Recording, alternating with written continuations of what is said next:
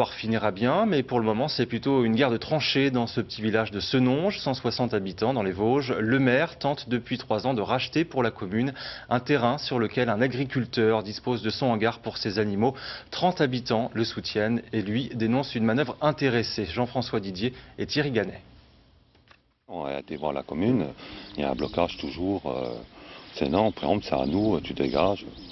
Voici le hangar de la Discorde, propriété de la famille d'Arnaud Ballot depuis des générations. Il y a 3 ans, le bâtiment et les terrains ont été préemptés par la mairie sans négociation. Depuis, c'est une longue bataille juridique. Je suis expulsé, je dois m'en aller. J'ai fait des demandes au préfet, au juge, de me donner un laps de temps pour pouvoir partir. Si je pars dans les conditions actuelles, mon exploitation est foutue, quoi. Je peux pas.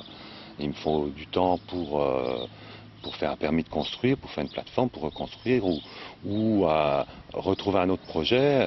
Le maire n'a pas souhaité nous répondre. Le premier adjoint nous a déclaré hors caméra que la décision de justice devait être exécutée. À la place du hangar, il y aurait un projet de logement social et de square, impossible à vérifier en l'absence des intéressés. Seule certitude, le terrain dégagé arrangerait bien le propriétaire de la maison voisine. Alors c'est à table, sous le fameux hangar, qu'une bonne trentaine d'amis solidaires ont voulu marquer le coup. C'est important que les petits producteurs aient la possibilité de continuer leur activité, surtout quand, comme les gens comme Arnaud qui aiment ce qu'ils font, qui font du bon travail. Disons, moi je consomme de sa viande et je constate que c'est la viande de bonne qualité, j'en suis très content. Donc ça me semble très important de le soutenir.